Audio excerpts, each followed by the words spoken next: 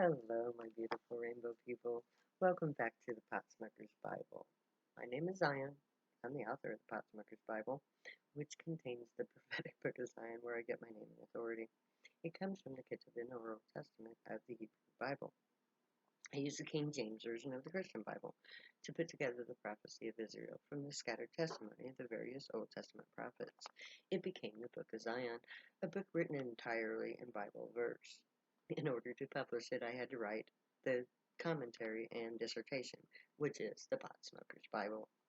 And when I first wrote the Book of Zion, I found contained within it a set of instructions that I was uniquely qualified to take on.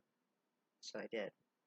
And the final act that I am required to perform is to publish peace. And that is exactly what I'm doing on this YouTube program and social media platform. I'm reading to you from the manuscripts that I have written. And today I'm reading to you from the 27th chapter of the Potsmuckers Bible. It contains the 24th and final chapter of the Book of Zion. It's called In the Last Days. And I'm going to take up where I left off. It goes like this. So we females, now being empowered by the quantum field, are able to outwill the men. We may not be physically stronger, but put your will to your words and watch how the men respond to your energy waves. We are women. We are the creative force on this planet. Think about that for a minute. Females have power. We just haven't used its true potential since the flood. So, women, we need to start to assert our authority. Men have had some 10,000 years to rule over us. They have created a global disaster that is unfolding before our very eyes. We must take action to fix their mess. It is written that women will rule over men in the last days. So don't be surprised to see a female president soon. Or Zion. I say that because men, or most of them, don't keep the Sabbath. Only the Jewish people keep the true Sabbath. And men do evil at every turn. Our society glorifies war, rape, criminal activity, and police brutality.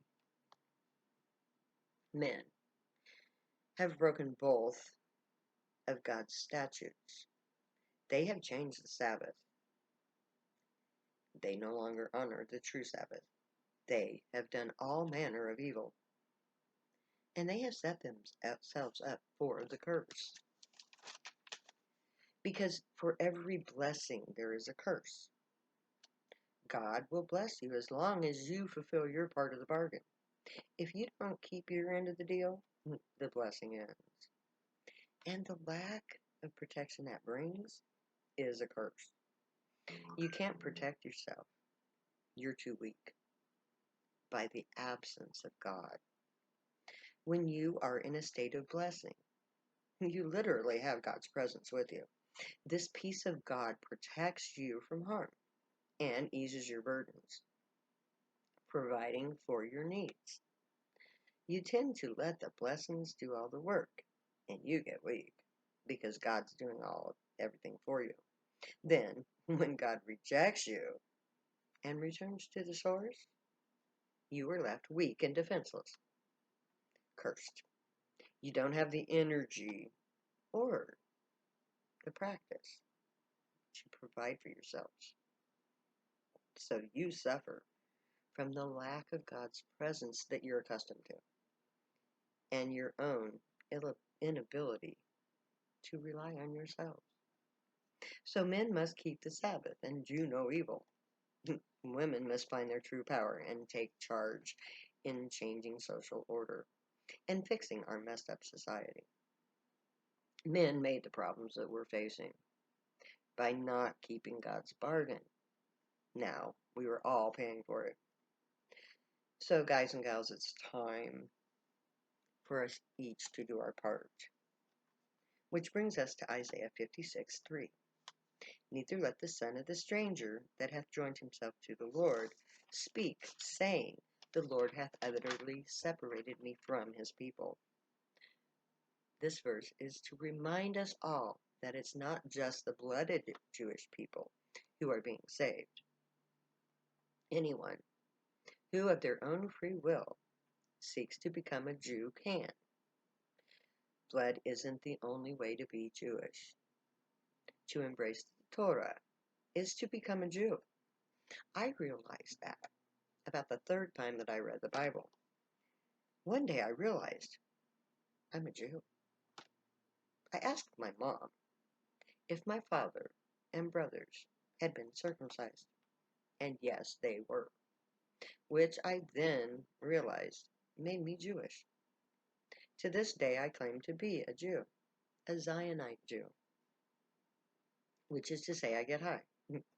I am a priestess of the line of the Levites, descendant of Aaron. Now Kenny is of the line of David, a son of Jesse, of the tribe of Judea. We're both Zionites, but we are both Jews. And so, to all families whose males are circumcised, that is the mark of Abraham, the covenant between God and Abraham, that all men who had their foreskins removed were forever after considered a Jew, a son of Abraham. So, every family like mine, whose men are foreskinless, are Jewish. That makes anti-Semitism stupid.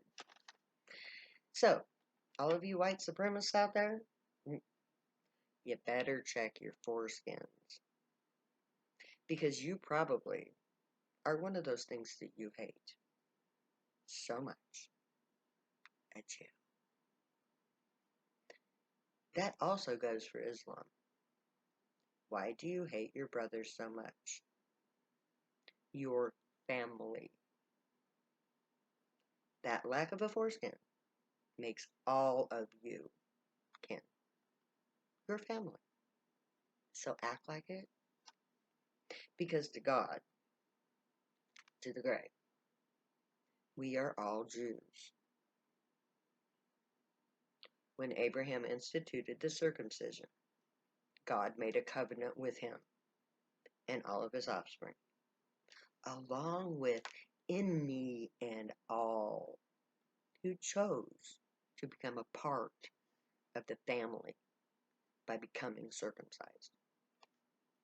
So, to God, all families whose males are foreskinless are Jewish by right. So every male who converts to Zion, whose foreskin remains, will enact this ancient rite. Sorry, guys. But I have to follow the laws of Abraham too, and so do you.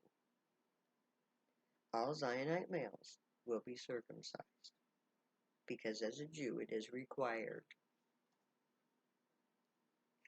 I understand too that it was instituted for health reasons. Apparently, it's a Neanderthal trait that was necessary in primitive times, but has since lost its purpose. So now it's just a means of infection. Now because because the Gray wanted a means to identify those humans who were Jewish, both by birth and by choice, they chose this visible alteration so that the human population could safely do this, no matter how primitive they were. A visible alteration that could be chosen by will and not be a genetic trait. Now, the Gray could have easily chosen a unique trait of Abraham and tagged it, or created one. in a gene sequence. Now, by altering the genes of the Jewish people, they could have easily identified the entire Abrahamic line. But the Grey wanted every man to have the choice of being tagged. Genetic markers only work to isolate a single genome, a single marker. The removal of the foreskin, however, ensured that every family would be able to choose to be recognized by this unique visible sign that could be easily verified. So, in the eyes of the Grey, who are God, all males who are circumcised are Jews. They are identified as being descended from Abraham. And I must ask all of you men who are Jewish by right, if in God's eyes you are one people, how can you justify your hatred? You are each and every one of you a Jew in God's eyes. After all, whose opinion really matters anyway, in the end? The Greys does, God's. No man has the right to defy God or choose for God what is his to choose. You do so at your own peril.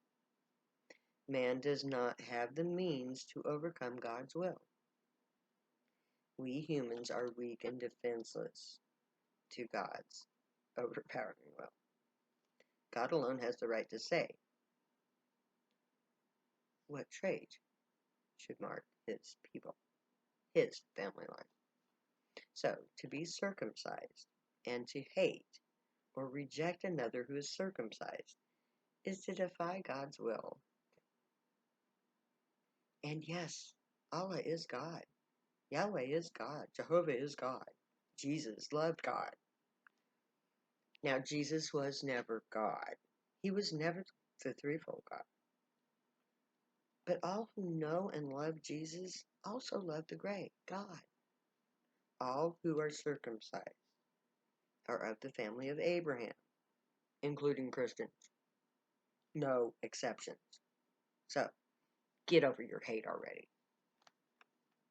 We must unite the family of Abraham so that we may all take our part in the salvation of life on the planet Earth. We must put aside our ancient family feuds. We must embrace the strangers who seek to become a part of the family.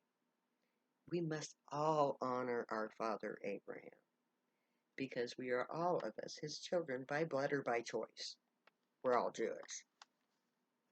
Which brings us to Isaiah 56:4.